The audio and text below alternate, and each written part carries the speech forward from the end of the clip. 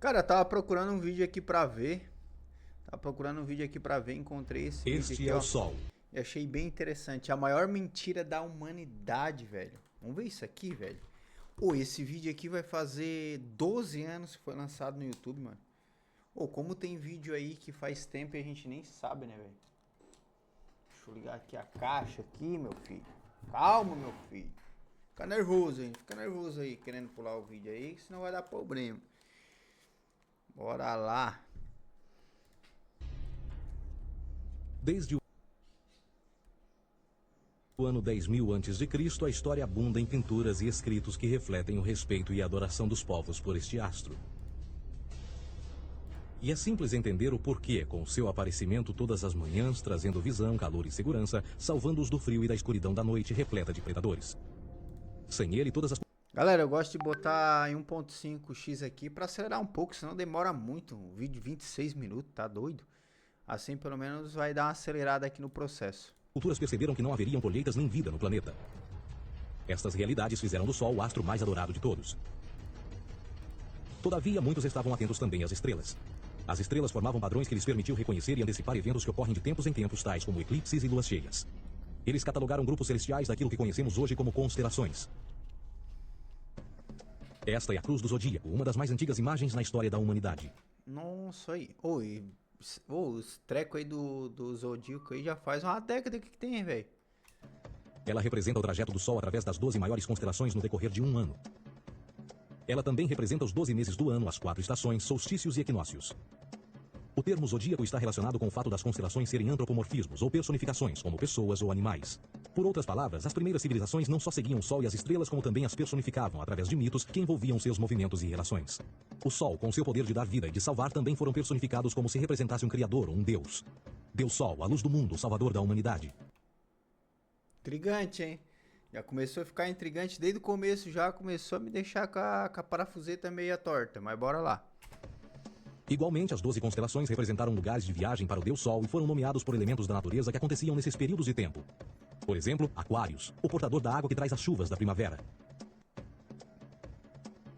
Interessante, né, velho? Aquários, o portador da chuva que traz a água. Pô, massa. Este é Horus.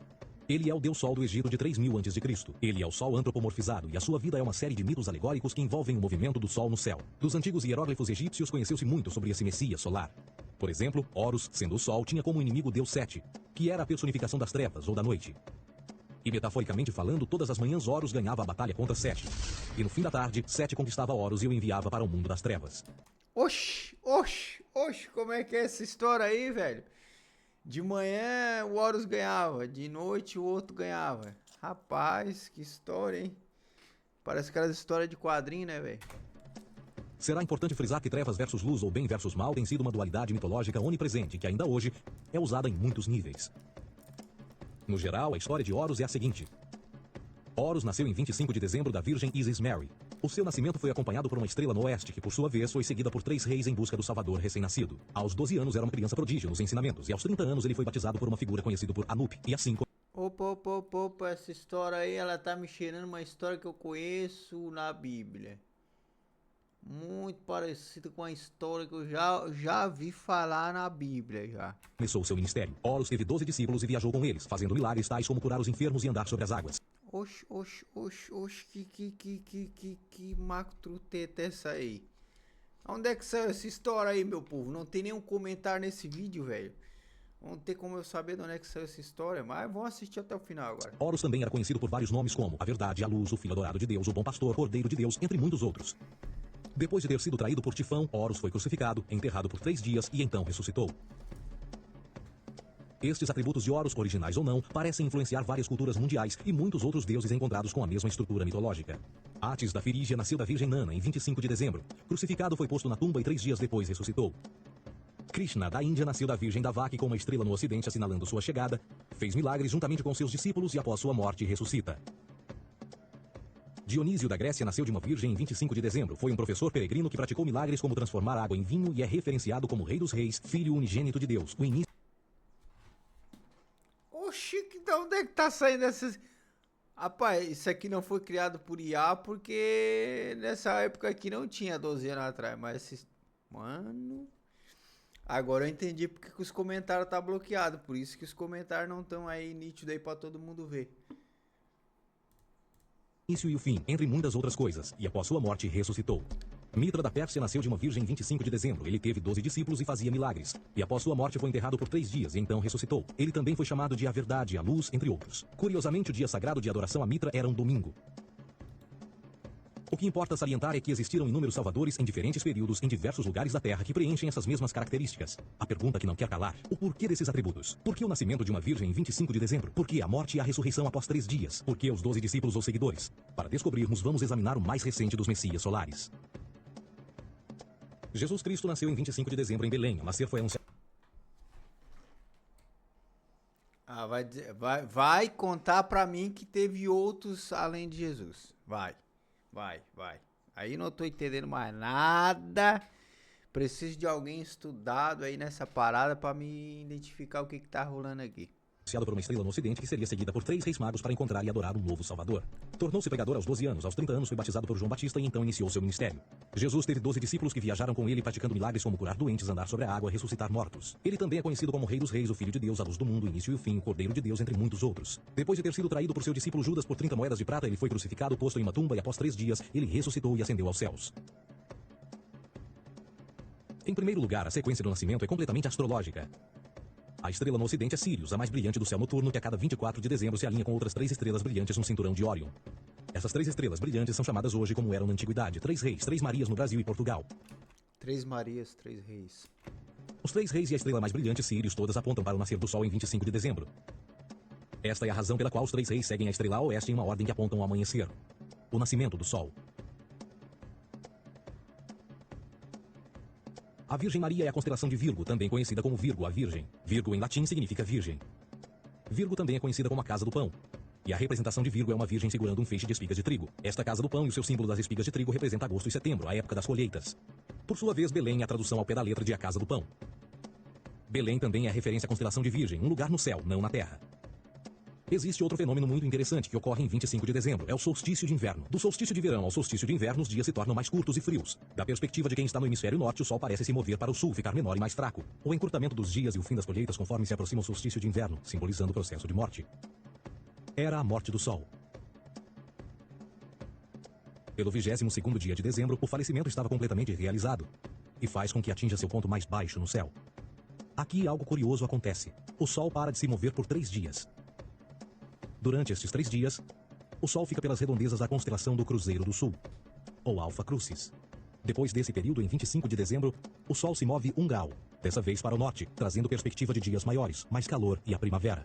E assim se diz: o Sol morreu na cruz, ficou morto por 3 dias, apenas para ressuscitar ou nascer mais uma vez. Rapaz, tá certo isso. Oxe, eu não tô entendendo mais nada mesmo agora. Depois dessa aí, velho, vou até tomar uma água, porque não tô com... Cara, o meu raciocínio não tá conseguindo absorver toda essa parada que ele tá falando aí. Esta é a razão pela qual Jesus e muitos outros deuses solares compartilham da ideia de crucificação, morte por 3 dias e o conceito da ressurreição. É o período de transição do Sol antes de mudar para a direção contrária no hemisfério norte, trazendo a primavera e assim a salvação. Todavia, eles não celebram a ressurreição do Sol até o equinócio da primavera, ou Páscoa. Isso é porque no equinócio da primavera o Sol domina oficialmente o mal, as trevas, assim como o período diurno se torna maior que o noturno. E o revitalizar da vida na primavera emerge. Agora, provavelmente, a analogia mais óbvia de todas neste simbolismo astrológico são os 12 discípulos de Jesus. Eles são simplesmente as 12 constelações do zodíaco com que Jesus, sendo o Sol, viaja. De fato, o número 12 está sempre presente ao longo da Bíblia. Voltando à cruz do zodíaco, o elemento figurativo da vida é o Sol. Isto não é uma mera representação artística ou ferramenta para seguir os movimentos do Sol. Era também um símbolo espiritual pagão. Uma logografia similar a isto. Isto não é um símbolo do cristianismo. É uma adaptação pagã da cruz do zodíaco.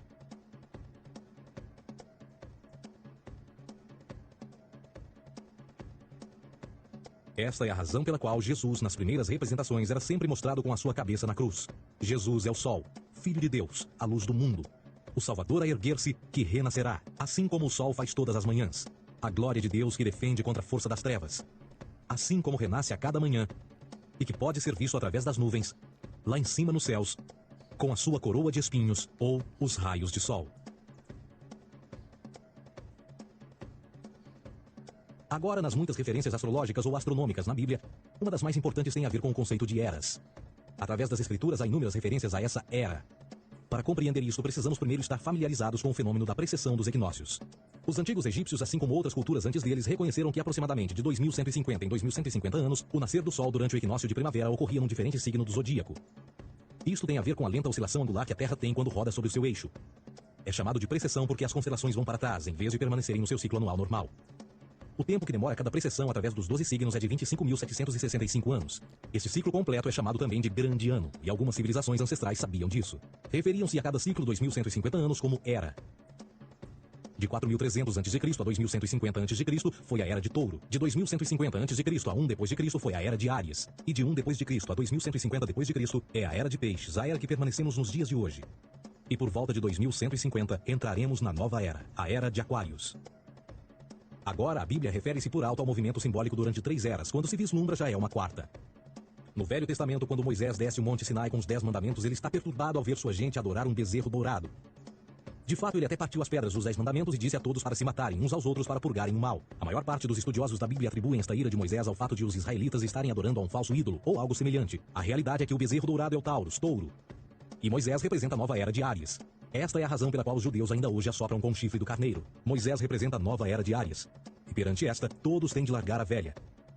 Outras divindades, tais como Mitra, marcam essa transição também. Um deus pré-cristão que mata o touro, na mesma linha simbólica.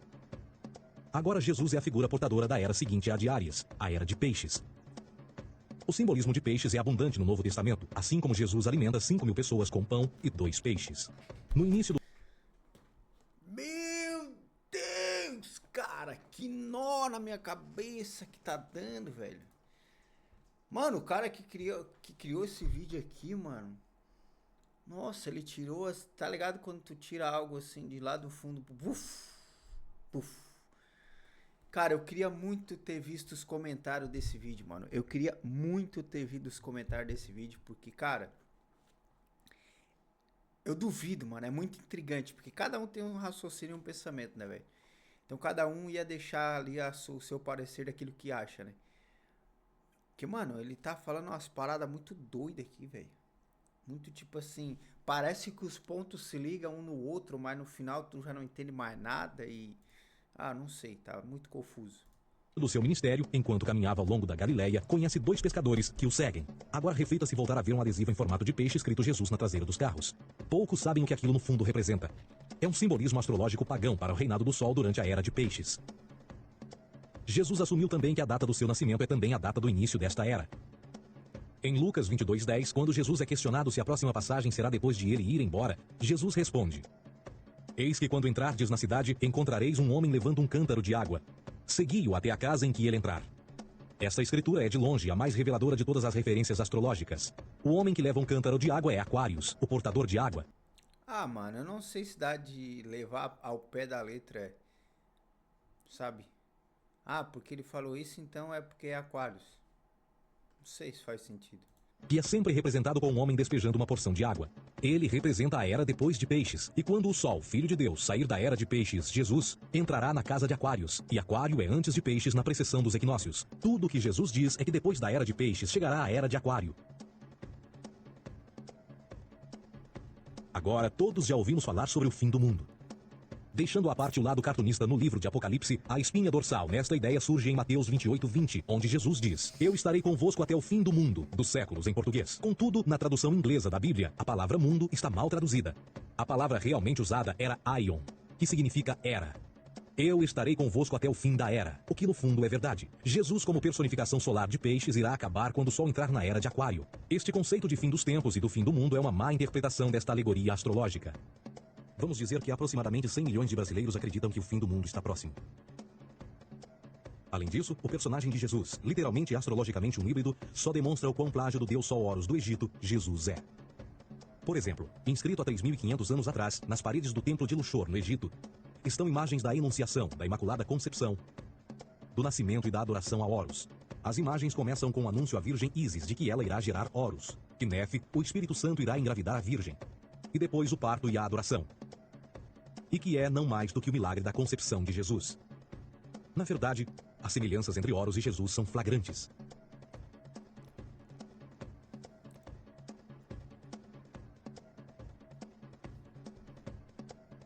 o plágio continua.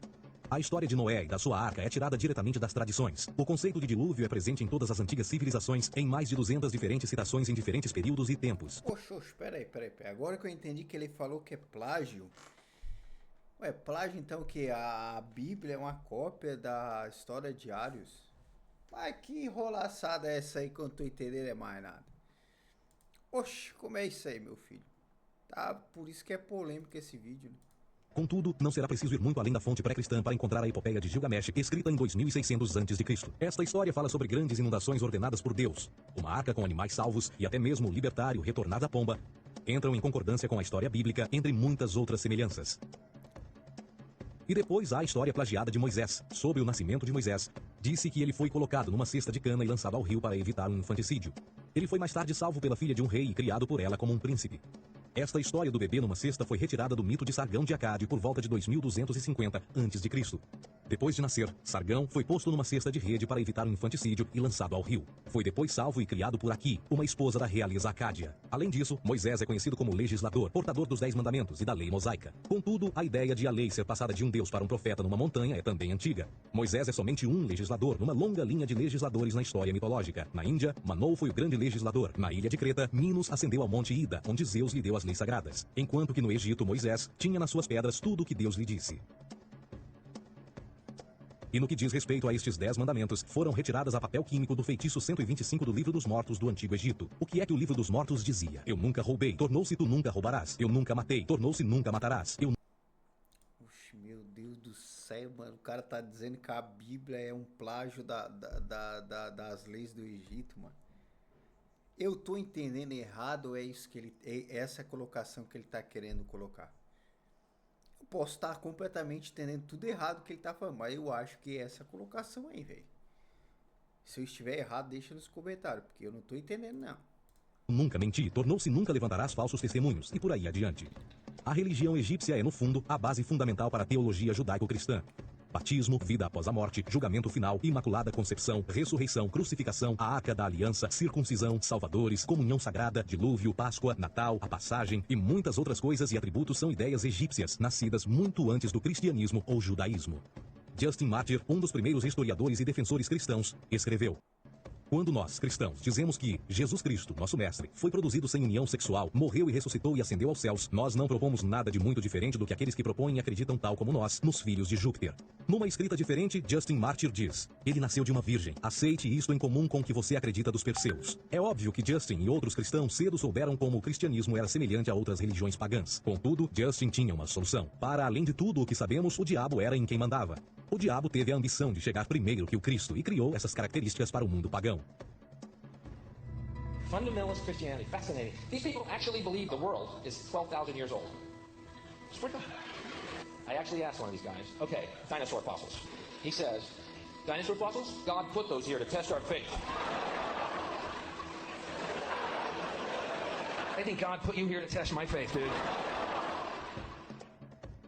A Bíblia não é nada mais do que um híbrido literário astroteológico, tal como todos os mitos religiosos que os antecederam. De fato, o aspecto da transferência de atributos e umas personagens para as outras é facilmente reconhecida no próprio livro em si. No Antigo Testamento há a história de José. José era um protótipo de Jesus.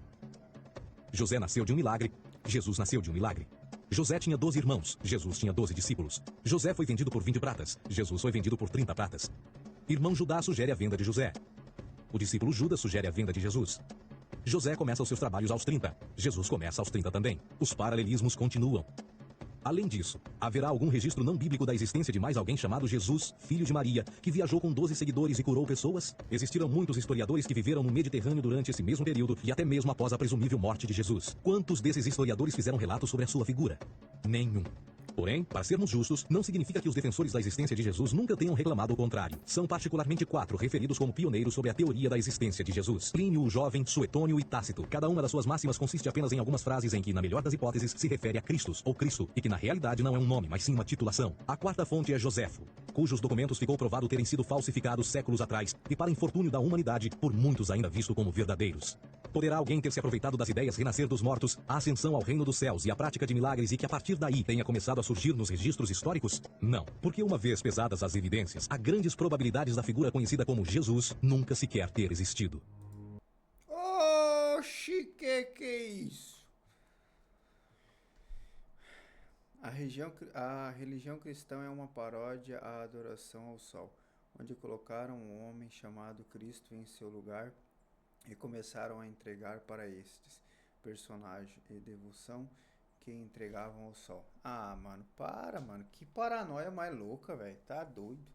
Concordo, desconcordo plenamente. Ah, tá louco? Por que foi assistir esse vídeo?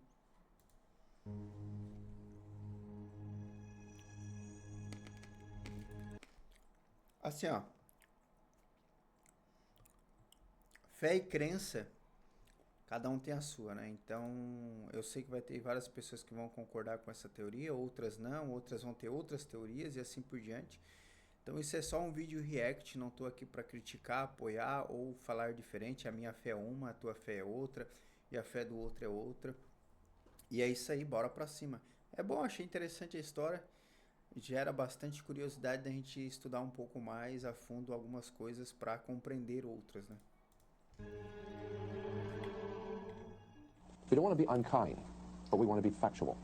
We don't want to cause hurt feelings, but we want to be academically correct in what we understand and know to be true. Christianity just is not based on truth. We find that Christianity was in fact nothing more than a Roman story, developed politically.